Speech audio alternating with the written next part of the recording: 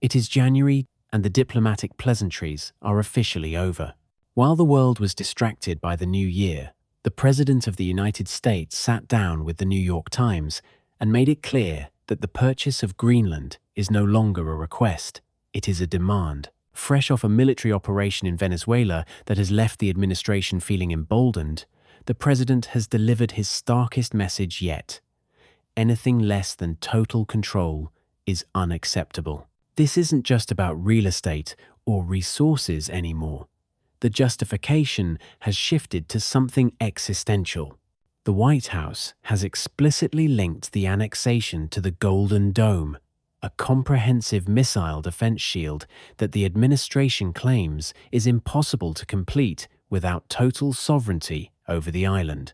The argument is that NATO would be far more formidable with Greenland under direct American command, effectively treating the territory not as a partner, but as a geographic necessity for intercepting nuclear threats from Russia or China.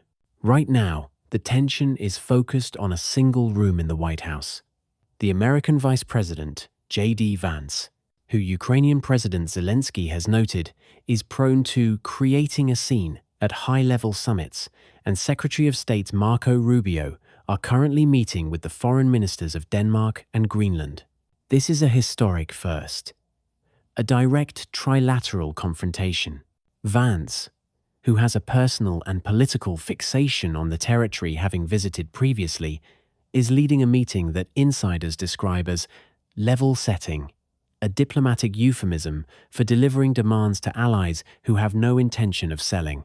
But outside the map room in Washington, the abstract geopolitical game is causing genuine terror on the streets of Nuuk.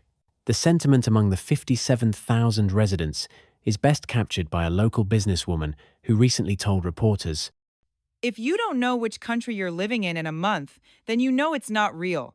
I really tried to push that thought down. But that is the worst case scenario, that in a month, I'm American." This fear highlights a terrifying disconnect. Locals openly admit, "We don't do war. No one can resist the American military."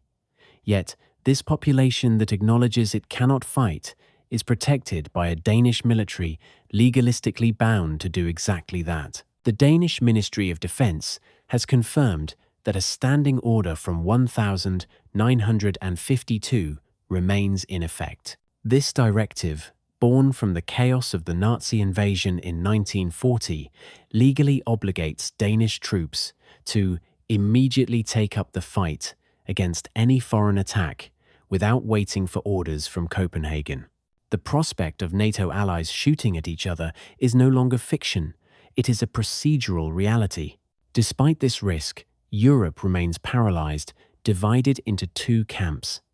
The hawks in Scandinavia and Poland want to push back, but the appeasers in Berlin and Rome are terrified. Their hesitation is tied directly to the war in Ukraine. Peace negotiations there are currently on a knife edge, and European leaders are paralyzed by the opacity of Washington's true stance on Moscow. While there are flashes of tension between the White House and the Kremlin, Berlin and Paris cannot discern if this is a genuine split or merely political theater. They are terrified that if they push back too hard on Greenland, the US administration might pivot, sacrificing Ukrainian security as leverage in a deal for the Arctic. They are effectively weighing the sovereignty of Nuuk against the survival of Kyiv. And so, the Greenlandic and Danish foreign ministers sit in that White House meeting, facing an impossible choice. They are being told that their sovereignty is a hole in America's Golden Dome, and that the United States is no longer asking for permission to fill it. Ultimately, this is the tragedy of the Golden Dome. In its quest to build a shield against its enemies, the United States is poised to shatter the very alliance that protects its friends.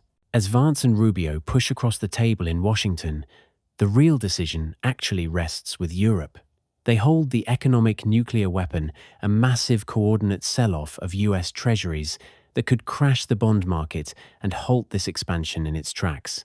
But pulling that trigger requires a kind of unified courage that Brussels has rarely shown. So, the world waits. Not for a treaty, but for a mistake.